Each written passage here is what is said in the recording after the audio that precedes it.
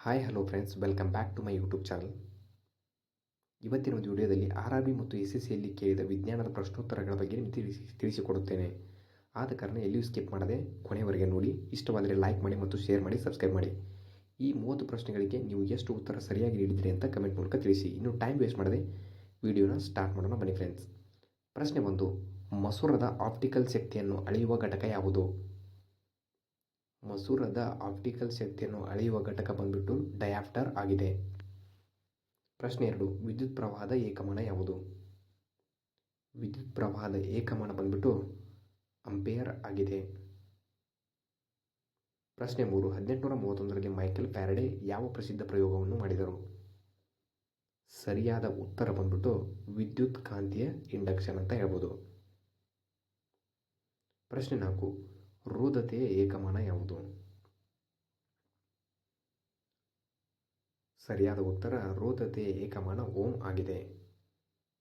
ಪ್ರಶ್ನೆ 5. ಒಂದು ದಂಡಕಾಂತವನ್ನು ದಾರದಿಂದ ನೇತು ಹಾಕಿದರೆ ಅದರ ಉತ್ತರ ಧ್ರುವವು ಯಾವ ದಿಕ್ಕಿನಲ್ಲಿ ತೋರಿಸುತ್ತದೆ? ಇದಕ್ಕೆ ಸರಿಯಾದ ಉತ್ತರ ಬಂದ್ಬಿಟ್ಟು ಉತ್ತರ ಅಂತ ಹೇಳ್ಬೋದು. ಉತ್ತರ ದಿಕ್ಕಿನಲ್ಲಿ ತೋರಿಸುತ್ತದೆ.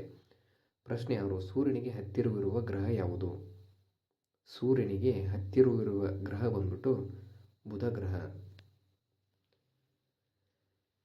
ಪ್ರಶ್ನೆ 7. ಎಂಜಿನ್ ಉತ್ಪಾದಿಸುವ ಶಕ್ತಿಯನ್ನು ಸೂಚಿಸುವ ಅಶ್ವಶಕ್ತಿ ಎಂಬ ಪದವನ್ನು ಮೊದಲು ಬಳಸಿದವರು ಯಾರು? ಸರಿಯಾದ ಉತ್ತರ ಜೇಮ್ಸ್ ವ್ಯಾಟ್. ಪ್ರಶ್ನೆ 8. ಶಬ್ದ ಮಾಲಿನ್ಯವನ್ನು ಯಾವ ಘಟಕದಲ್ಲಿ ಅಳೆಯಲಾಗುತ್ತದೆ? ಸರಿಯಾದ ಉತ್ತರ ಶಬ್ದ ಮಾಲಿನ್ಯವನ್ನು ಡೆಸಿಬಲ್ ಘಟಕದಲ್ಲಿ ಅಳೆಯಲಾಗುತ್ತದೆ. ಪ್ರಶ್ನೆ 9. ಸಮಯದ ಮೂಲ ಘಟಕ ಯಾವುದು? ಸಮಯದ ಮೂಲ ಘಟಕ ಬಂದ್ಬಿಟ್ಟು ಸೆಕೆಂಡ್ ಅಂತ ಹೇಳ್ಬೋದು. ಪ್ರಶ್ನೆ 10. ತಾಪಮಾನದ ಏಕಮಾನ ಯಾವುದು? ತಾಪಮಾನದ ಏಕಮಾನ ಬಂದ್ಬಿಟ್ಟು ಕೆಲ್ವಿನ್ ಆಗಿದೆ. ಪ್ರಶ್ನೆ 11. ಶೀತ ಮತ್ತು ಕೆಮ್ಮನ್ನು ಗುಣಪಡಿಸಲು ಈ ಕೆಳಗಿನ ಯಾವ ಸಸ್ಯಗಳನ್ನು ಬಳಸಲಾಗುತ್ತದೆ? ಸರಿಯಾದ ಉತ್ತರ ತುಳಸಿ ಗಿಡ ಅಂತ ಹೇಳ್ಬೋದು ಫ್ರೆಂಡ್ಸ್. ಪ್ರಶ್ನೆ 12. ಯಾವುದು ವಿಟಮಿನ್ ಸಿಯ ಇನ್ನೊಂದು ಹೆಸರು? ಇದಕ್ಕೆ ಸರಿಯಾದ ಉತ್ತರ ಬಂದ್ಬಿಟ್ಟು ಅಸ್ಕಾರ್ಬಿಕ್ ಆಮ್ಲ ಅಂತ ಹೇಳ್ಬೋದು. ಫ್ರೆಂಡ್ಸ್, ಈ ವಿಡಿಯೋ ನಿಮಗೆ ಇಷ್ಟವಾದರೆ ಲೈಕ್ ಮಾಡಿ, ಶೇರ್ ಮಾಡಿ, ಸಬ್ಸ್ಕ್ರೈಬ್ ಮಾಡಿ ಫ್ರೆಂಡ್ಸ್. ಪ್ರಶ್ನೆ 13. ಪ್ರೋಟೀನ್ಗಳ ಕಾರ್ಖಾನೆ ಎಂದು ಯಾವುದನ್ನು ಕರೆಯುತ್ತಾರೆ? ಸರಿಯಾದ ಉತ್ತರ ರೈಬೋಸೋಮ್ನ ಪ್ರೋಟೀನ್ಗಳ ಕಾರ್ಖಾನೆ ಅಂತ ಕರೀತಾರೆ. ಪ್ರಶ್ನೆ 14. ಜೀವಕೋಶದ ಶಕ್ತಿ ಕೇಂದ್ರ ಯಾವುದು? ಸರಿಯಾದ ಉತ್ತರ ಮೈಟೋಕಾಂಡ್ರಿಯಾ. ಪ್ರಶ್ನೆ 15. ಯಾವ ಜೀವಿಗಳನ್ನು ಏವ್ಸ್ ಎಂದು ವರ್ಗೀಕರಿಸಲಾಗಿದೆ? ಸರಿಯಾದ ಉತ್ತರ ಪಕ್ಷಿಗಳನ್ನು ಏವ್ಸ್ ಎಂದು ವರ್ಗೀಕರಿಸಲಾಗಿದೆ. ಪ್ರಶ್ನೆ 16. ಆಹಾರದ ಜೀರ್ಣಕ್ರಿಯೆ ಮೊದಲು ಪ್ರಾರಂಭವಾಗುವುದು ಎಲ್ಲಿ?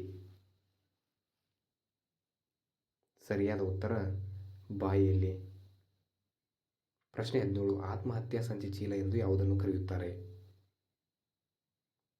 ಆತ್ಮಹತ್ಯಾ ಸಂಚಿ ಚೀಲ ಎಂದು ಲೈಸೋಸೋಮ್ನ ಕರೆಯುತ್ತಾರೆ. ಪ್ರಶ್ನೆ 18. ರಕ್ತದ ಬಗ್ಗೆ ಅಧ್ಯಯನ ಮಾಡುವುದಕ್ಕೆ ಏನೆನ್ನುವರು? ಸರಿಯಾದ ಉತ್ತರ ಹೆಮಟಾಲಜಿ. ಪ್ರಶ್ನೆ 19. ರಕ್ತದ pH ಮೌಲ್ಯ ಎಷ್ಟು? ರಕ್ತದ pH ಮೌಲ್ಯ ಬಂದ್ಬಿಟ್ಟು 7.4. ಪ್ರಶ್ನೆ 20. ಜೀವಕೋಶವನ್ನು ಕಂಡುಹಿಡಿದವರು ಯಾರು? ಜೀವಕೋಶವನ್ನು ಕಂಡುಹಿಡಿದವರು ರಾಬರ್ಟ್ ಹುಕ್ ಅವರು 1665ರಲ್ಲಿ ಕಂಡುಹಿಡಿಯುತ್ತಾರೆ. ಪ್ರಶ್ನೆ 21. ಓಜೋನ್ ಪದರವು ಯಾವ ರೀತಿಯ ವಿಕಿರಣವನ್ನು ಹೀರಿಕೊಳ್ಳುತ್ತದೆ? ಸರಿಯಾದ ಉತ್ತರ ನೇರಳಾತೀತ ಕಿರಣ ಅಂತ ಹೇಳ್ಬೋದು. ಪ್ರಶ್ನೆ 22. ಯಾವ ಅಂಶವು ಮೆಟಲಾಯ್ಡ್ ಆಗಿದೆ? ಸಿಲಿಕಾನ್ ಬಂದ್ಬಿಟ್ಟು ಇದು ಮೆಟಲಾಯ್ಡ್ ಅಂತ ಕರೀತಾರೆ. ಪ್ರಶ್ನೆ 23. ಕಬ್ಬಿಣ ಮತ್ತು ನೀರು ಪ್ರತಿಕ್ರಿಯಿಸಿದಾಗ ಯಾವ ಅನಿಲ ಬಿಡುಗಡೆಯಾಗುತ್ತದೆ? ಕಬ್ಬಿಣ ಮತ್ತು ನೀರು ಪ್ರತಿಕ್ರಿಯಿಸಿದಾಗ ಹೈಡ್ರೋಜನ್ ಅನಿಲ ಬಿಡುಗಡೆಯಾಗುತ್ತದೆ. ಪ್ರಶ್ನೆ 24. ಸತು ಮತ್ತು ಸಲ್ಫ್ಯೂರಿಕ್ ಆಮ್ಲ ಪ್ರತಿಕ್ರಿಯಿಸಿದಾಗ ರೂಪುಗೊಳ್ಳುವ ಉತ್ಪನ್ನ ಯಾವುದು? ಸರಿಯಾದ ಉತ್ತರ ಸತು ಸಲ್ಫೇಟ್. ಪ್ರಶ್ನೆ 25. ಯಾವುದು ಹಸಿರುಮನೆ ಅನಿಲವಲ್ಲ? ಸರಿಯಾದ ಉತ್ತರ ನೈಟ್ರಿಕ್ ಆಮ್ಲ ಬಂದ್ಬಿಟ್ಟು ಇದು ಹಸಿರುಮನೆ ಅನಿಲ ಅಲ್ಲ. ಪ್ರಶ್ನೆ 26. ಅಲ್ಯೂಮಿನಿಯಂನ ಪ್ರಮುಖ ಅದಿರು ಯಾವುದು? ಅಲ್ಯೂಮಿನಿಯಂನ ಪ್ರಮುಖ ಅದಿರು ಬಂದ್ಬಿಟ್ಟು ಬಾಕ್ಸೈಟ್ ಆಗಿದೆ. ಪ್ರಶ್ನೆ 27. ಆಮ್ಲಗಳ ರಾಜ ಎಂದು ಯಾವುದನ್ನು ಕರೆಯುತ್ತಾರೆ? ಆಮ್ಲಗಳ ರಾಜ ಎಂದು ಸಲ್ಫ್ಯೂರಿಕ್ ಆಮ್ಲವನ್ನು ಕರೆಯುತ್ತಾರೆ. ಪ್ರಶ್ನೆ 28. ನಗಿಸುವ ಅನಿಲ ಯಾವುದು? ನಗಿಸುವ ಅನಿಲ ಅಂತ ಯಾವುದನ್ನು ಕರೀತಾರಪ್ಪ ಅಂತಂದ್ರೆ ನೈಟ್ರಸ್ ಆಕ್ಸೈಡನ್ನು ಕರೀತಾರೆ. ಪ್ರಶ್ನೆ 29. ಗ್ಲೂಕೋಸ್ನ ರಾಸಾಯನಿಕ ಸೂತ್ರ ಯಾವುದು? ಗ್ಲೂಕೋಸ್ನ ರಾಸಾಯನಿಕ ಸೂತ್ರ ಬಂದ್ಬಿಟ್ಟು C6H12O6. ಪ್ರಶ್ನೆ 30. ಪರಮಾಣು ಸಿದ್ಧಾಂತವನ್ನು ಕಂಡುಹಿಡಿದವರು ಯಾರು? ಪರಮಾಣು ಸಿದ್ಧಾಂತವನ್ನು ಕಂಡುಹಿಡಿದವರು ಜಾನ್ ಡಾಲ್ಟನ್ ಅಂತ ಹೇಳ್ಬೋದು friends. Thank you for the watching guys. ಇನ್ನೂ ಹೆಚ್ಚಿನ ವಿಡಿಯೋಗಳಿಗೆ ನಮ್ಮ ಯೂಟ್ಯೂಬ್ ಚಾನಲ್ ಫಾಲೋ ಮಾಡಿ, ಸಬ್ಸ್ಕ್ರೈಬ್